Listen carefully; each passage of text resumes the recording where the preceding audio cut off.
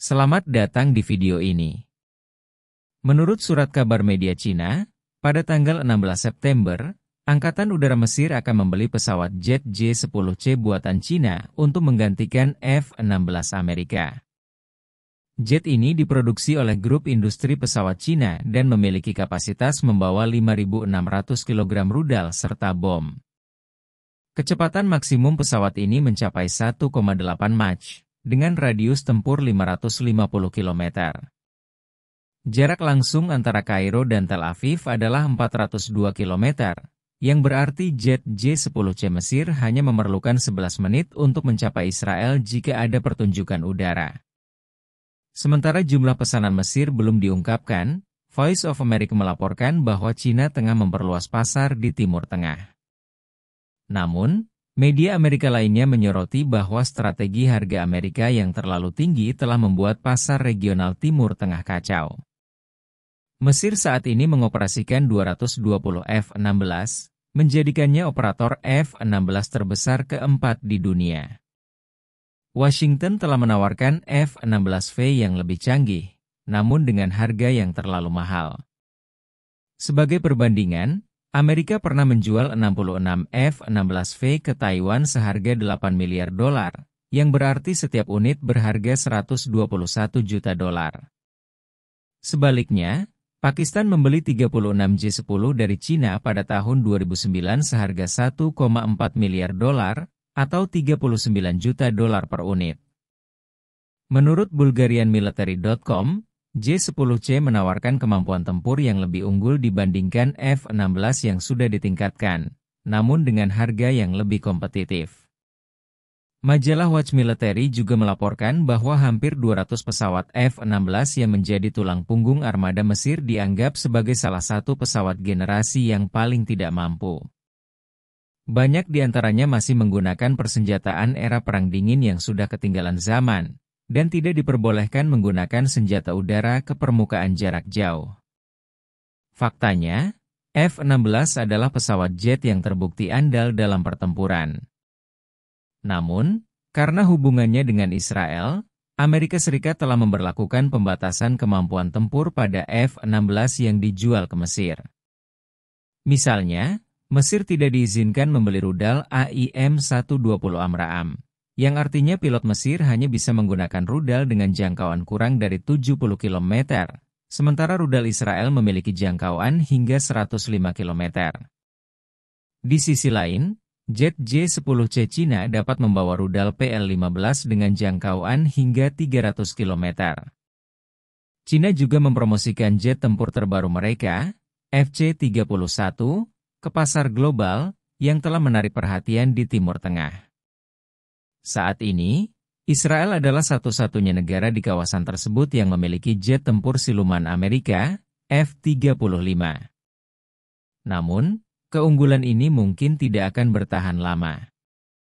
Selanjutnya, mari kita alihkan perhatian ke Lebanon.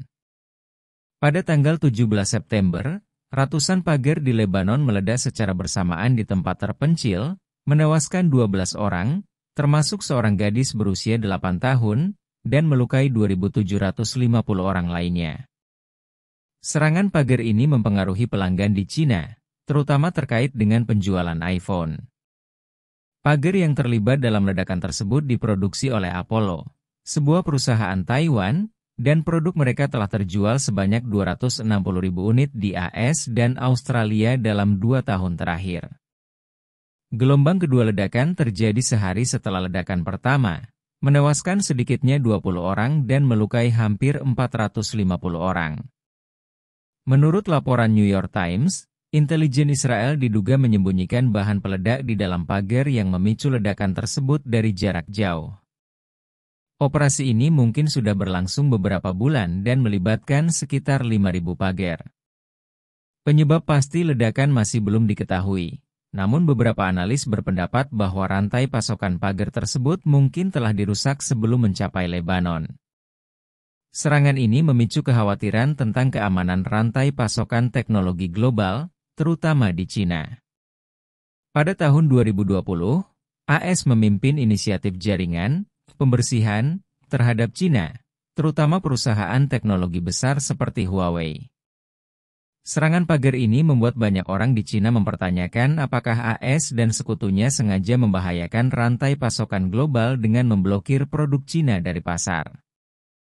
Di media sosial Cina, seorang blogger terkenal bernama Wang Xiang, yang memiliki 1,6 juta pengikut, berkomentar bahwa serangan pagar ini merusak kredibilitas perangkat elektronik di seluruh dunia.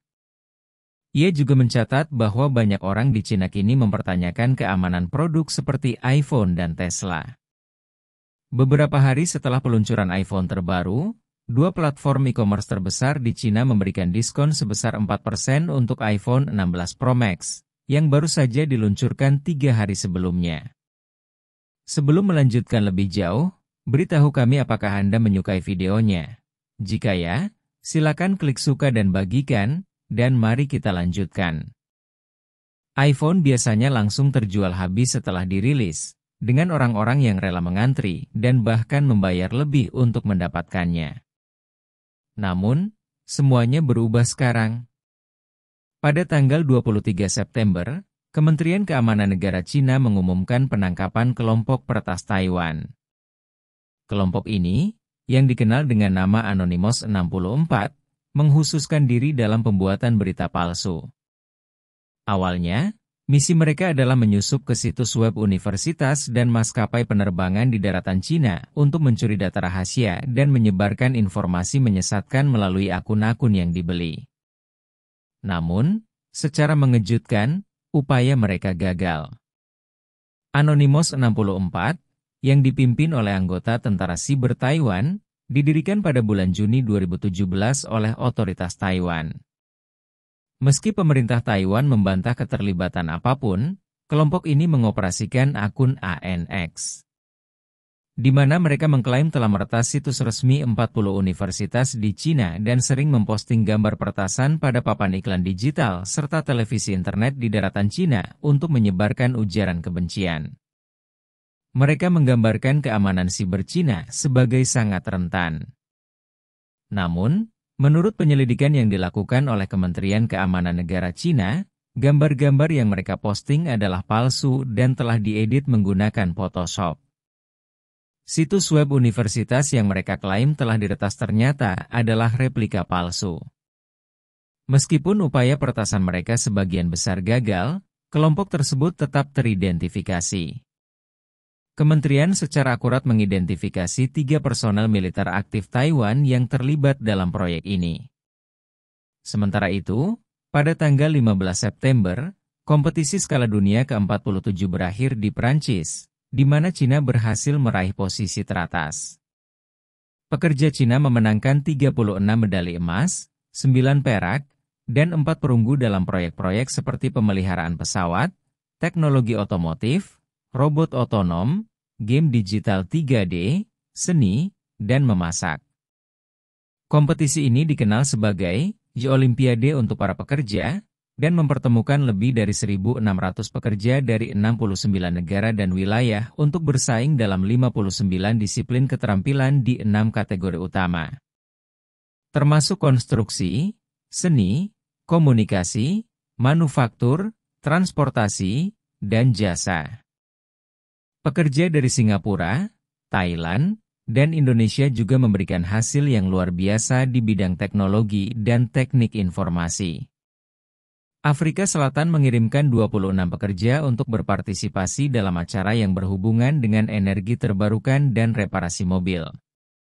Di luar kompetisi, pekerja Cina terus menjalin hubungan erat dengan para pekerja dari negara lain, terutama melalui inisiatif Belt and Road. Lokakarya Luban, sebuah program pendidikan dan pelatihan kejuruan yang dikembangkan oleh Cina, memungkinkan para pekerja di seluruh Afrika dan Asia untuk saling belajar keterampilan. Menurut South China Morning Post, ada 33 lokakarya Luban baru yang tersebar di 29 negara di Asia dan Afrika. Program ini pertama kali diluncurkan di Thailand pada tahun 2016, dan sejak itu, lebih dari 22.000 siswa telah menerima pelatihan kejuruan, dengan lebih dari 10.000 orang lulus dengan gelar dari universitas yang berafiliasi. Lokakarya Luban di Ethiopia, yang berbasis di Addis Ababa, telah dirancang sebagai pusat pelatihan keterampilan berkualitas tinggi untuk seluruh benua Afrika. Meskipun Lokakarya ini menyediakan platform yang berharga bagi para pekerja global untuk bertukar teknologi dan meningkatkan keterampilan, beberapa outlet media barat meragukan niatnya. The Washington Post, misalnya, menyatakan bahwa Lokakarya ini melayani tujuan ideologis Cina, sejalan dengan Institut Konfusius yang juga mendapat kritik dari Barat. Pada upacara penutupan, bendera kompetisi diserahkan kepada Shanghai, yang akan menjadi tuan rumah kompetisi skala dunia ke-48. Mari kita doakan para pekerja dari setiap negara mendapatkan hasil yang baik di kompetisi berikutnya. Bagaimana pendapat Anda mengenai video ini? Jika Anda punya pendapat, silahkan tuliskan pendapat Anda pada bagian komentarnya. Dan jika Anda suka dengan video ini, silahkan klik like dan subscribe. Dengan begitu kami akan membuat video lainnya untuk Anda semua. Terima kasih dan sekian dulu, dan sampai jumpa di video berikutnya.